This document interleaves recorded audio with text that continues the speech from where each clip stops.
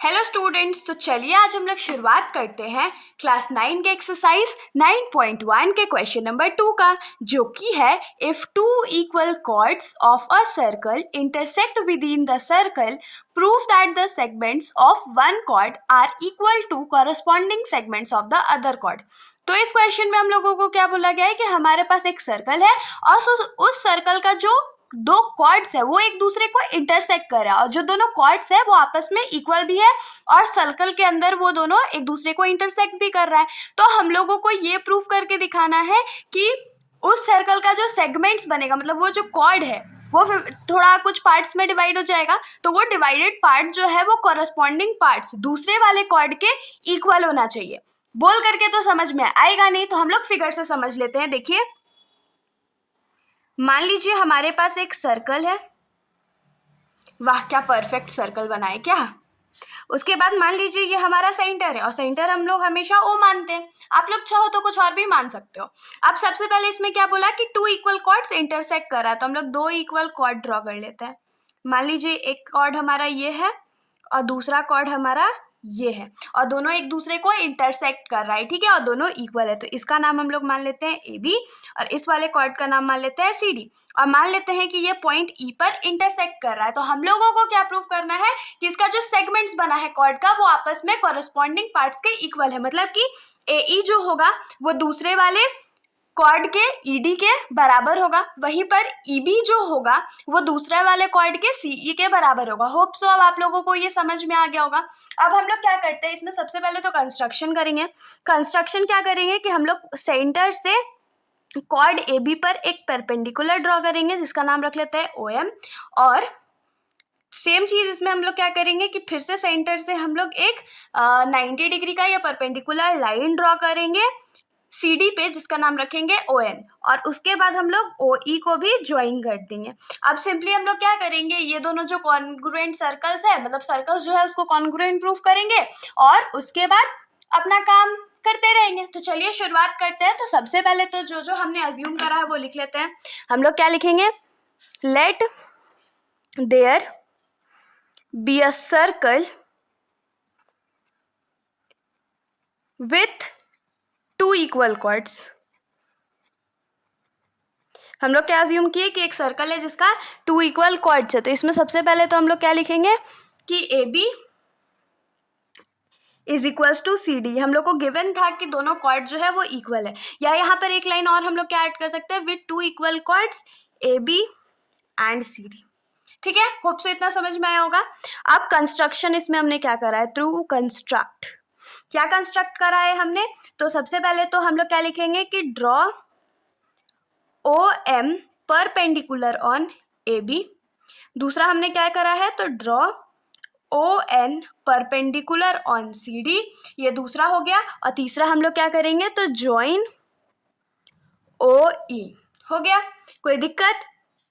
अब to proof पे आते हैं। हमारा टू प्रूफ क्या है कि कॉरस्पॉन्डिंग सेगमेंट्स दोनों कॉर्ड के इक्वल है, मतलब कि सबसे पहले तो बड़ा वाला सेगमेंट लिख लेते हैं, मतलब ए ई जो है वो डी ई के बराबर है, ये हमारा पहला प्रूफ है। और दूसरा क्या है कि ई बी जो है वो सी ई के बराबर है, ई बी जो है वो सी ई के बराबर है। तो चलिए सबसे पहले हम लोग क्या करेंगे, तो दोनों ट्राइंगल को कॉन्ग्रुएंट प्रूफ करते हैं। तो लिखेंगे in triangle O M E and triangle O N E. तो अब क्वेश्चन अराइज होता है कि इन दोनों ट्राइंगल्स को हम लोग कॉन्ग्रुएंट कैसे प्रूफ करेंगे। तो अब कॉन्ग्रुएंट कैसे प्रूफ करेंगे, इसके लिए हम लोग को थोड़ा सा तो दिमाग लगाना पड़ेगा, क्योंकि हम लोगों को कुछ भी नहीं पता है कि कौन कौन सा साइड इक्वल है। जैसे कि हम लोग देख सकते हैं कि यहाँ पर ओ ई साइड जो है वो कॉमन है, दोनों ट्राइंगल्स में एक एक एंगल जो है वो 90 डिग्री है। दो चीज़ मिल गया, लेकिन एक चीज़ और चाहिए ना। तो हम लोगों कैसे लिखेंगे कि एक चीज़ और क्या हो सकता है, तो हम लोगों को कैसे भी करके ये प्रूफ करना पड़ेगा ना कि ओ एम जो है वो ओ एन के बराबर है, करना पड़ेगा। तो आप लोगों को मैं इसके लिए एक ट्रिक बताती हूँ कि जब भी हम लोग सेंटर से कोई परपेंडिकुलर लाइन ड्रॉ करते हैं टू इक्वल कॉर्ड्स पे, तो वहाँ पर क्या होता है, जो लाइन ड्रॉ करा गया है वो आपस में इक्वल हो जाता है। होप सो आप लोगों को याद रहेगा। तो हम लोग यहाँ क्या लिखेंगे कि एंगल एम जो है वो एंगल एन के बराबर है। क्यों बराबर है? क्योंकि दोनों का जो वैल्यू है वो 90 डिग्री है। उसके बाद क्या लिखेंगे कि ओ ई जो है वो ओ ई के बराबर है। क्यों? क्योंकि ये दोनों ट्रायंगल में कॉमन है। और तीसरा चीज क्या लिखेंगे कि साइड ओ एम जो होगा वो साइड ओ एन के बराबर होगा। क्यों बराबर होगा? तो इसमें लिखेंगे कि equal chords have equal distance from the centre. तो कैसे आप लोग याद रखिएगा कि अगर दो इक्वल कॉर्ड है हमारे पास एक ही सर्कल में, तो सेंटर से जो डिस्टेंस होगा वो भी उनका इक्वल होगा। तो यहाँ पर क्या हम लोग को मिल गया कि therefore by R H S congruence triangle O M E जो होगा वो कॉन्ग्रुएंट होगा ट्रायंगल ओ एन ई के।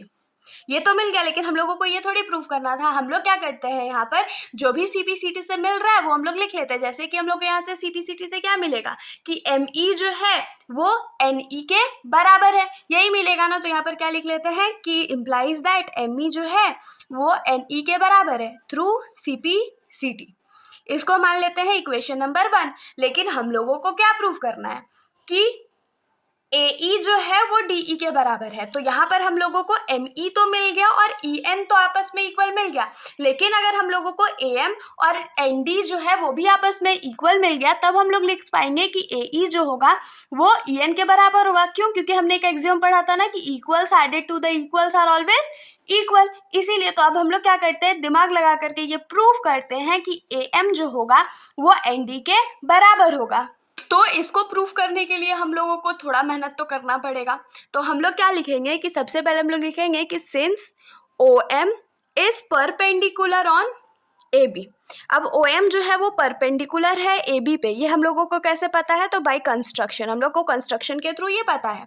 तो अगर ओ एम जो है वो ए बी के ऊपर परपेंडिकुलर है, तो यहाँ से हम लोग क्या लिख पाएंगे, क्योंकि कि ए एम जो है वो बी एम के बराबर होगा। अब ए एम जो है बी एम के बराबर कैसे हो गया? तो आप लोगों को याद रखना है कि जब भी हम लोग सर्कल में किसी सेंटर से कॉर्ड पर लाइन ड्रॉ करते हैं, परपेंडिकुलर लाइन ड्रॉ करते हैं, तो वो लाइन जो है वो कॉर्ड को बाइसेक्ट करता है। बाइसेक्ट करता है मतलब कि टू इक्वल पार्ट्स में डिवाइड करता है। तो यहाँ पर क्या लिखेंगे कि perpendicular line drawn from the centre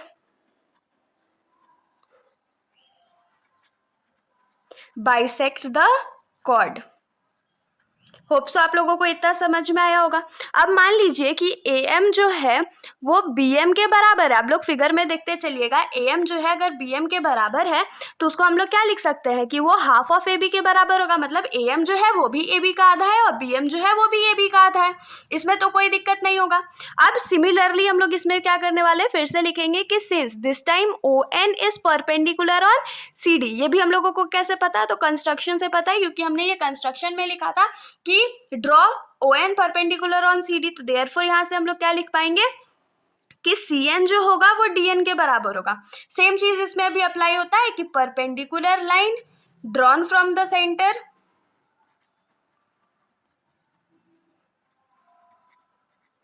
bisects the cord.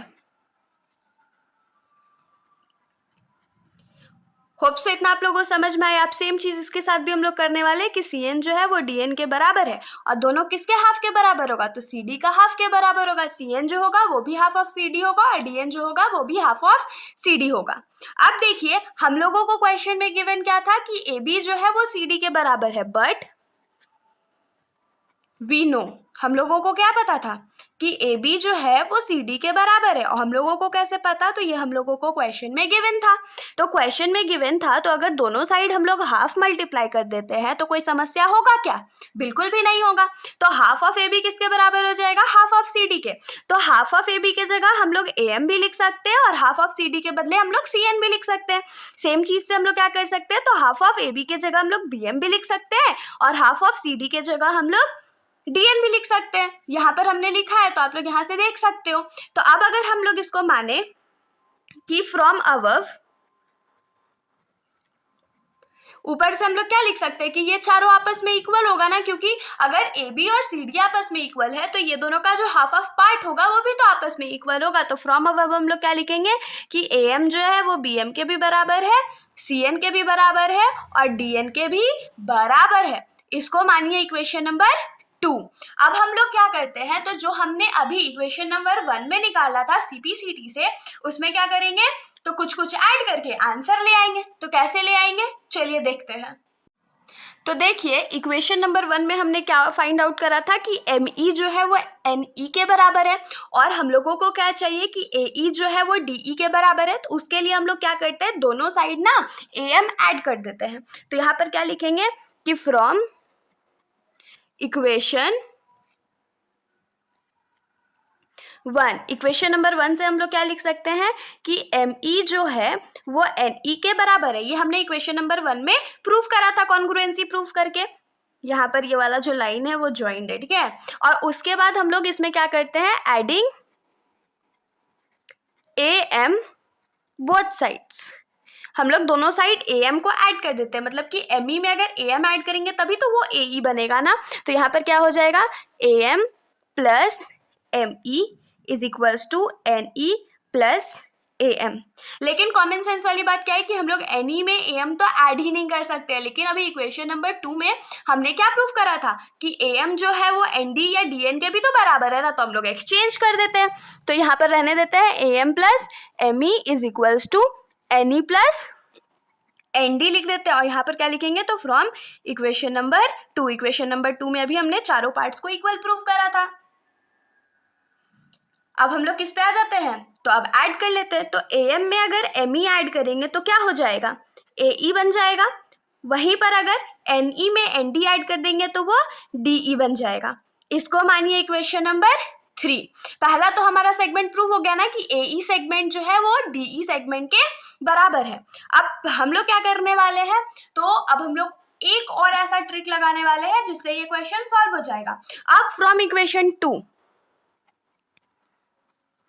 Equation number 2 में हम लोग क्या लिखे थे कि बी एम जो है वो सी एन के बराबर है, क्योंकि अभी हम लोग को बी एम और सी एन का काम है। अगर बी एम और सी एन में से हम लोग एम ई और एन ई माइनस कर देंगे तो हम लोगों के पास सी ई और बी ई बचेगा ना।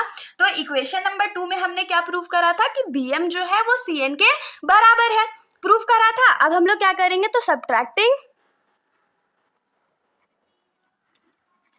एम ई बोथ साइड्स, दोनों साइड से हम लोग क्या करते हैं, तो एम ई जो है उसको सब्ट्रैक्ट कर देते हैं।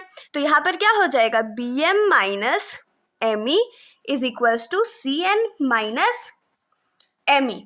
तो यहाँ पर कॉमन सेंस वाली बात क्या है कि हम लोग बी एम में से तो एम ई माइनस कर सकते हैं। देखिए बी एम में से हमने एम ई माइनस करा है, लेकिन क्या हम लोग सी एन में से एम ई माइनस कर सकते हैं, बिल्कुल भी नहीं कर सकते हैं।